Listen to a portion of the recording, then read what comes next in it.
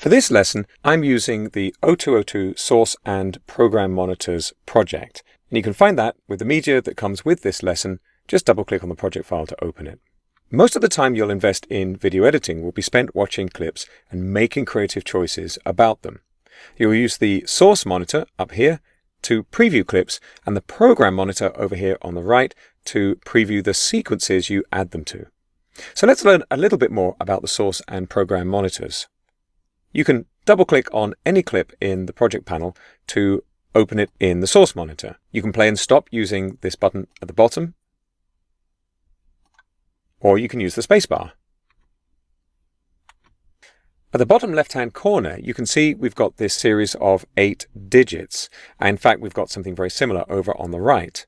And this is called timecode. It's measuring where we are in the clip in terms of hours, that's the first number, minutes, seconds, and individual frames. I can tell by looking at the bottom right-hand corner here the duration of the clip. It's 0 hours, 0 minutes, 13 seconds, and 14 frames long. But the bottom left-hand corner is telling me where I am relative to all of the media that the camera recorded originally. It's pretty common for professional camera operators to begin at different hours. We weren't 6 hours and 42 minutes into this shot. The camera probably began recording at 6 hours just to make it easier to identify one batch of media from another. As we move through the clip, you can see these numbers change. If I click and drag at the bottom of the clip, I can move to view different parts of it. This can be a quick way of familiarizing yourself with your media, and in fact, clicking and dragging in this way is called scrubbing.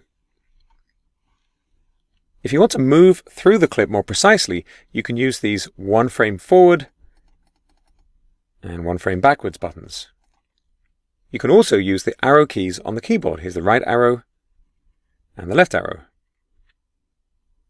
It's quite possible you won't want to use all of a clip. Sometimes you'll have a very long recording where you only want 5 or 10 seconds. And you can tell Premiere Pro which part of the clip you want using special marks.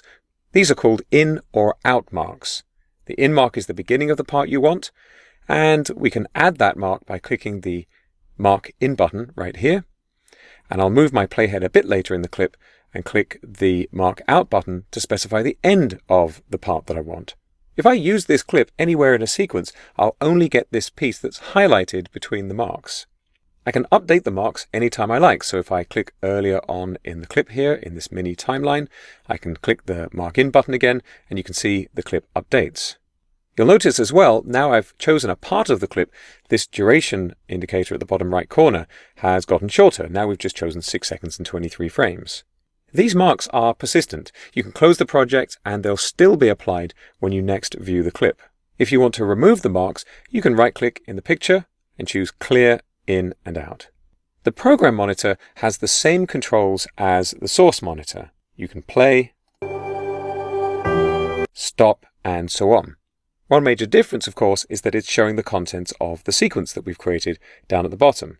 If I scrub through the Program Monitor, it'll scrub the playhead in the sequence as well. There are in and out marks here too. But when you add them, they're actually added to the sequence. And that's for a more advanced workflow that we don't need for now. So I can right-click in the Program Monitor and choose Clear In and Out, or for that matter, I can right-click in the sequence right at the top where the numbers are and choose Clear In to Out as well. In a way, you could say that this timeline at the bottom of the Program Monitor is a mini version of the full timeline below it. That's an introduction to the Source and Program Monitors in Adobe Premiere Pro.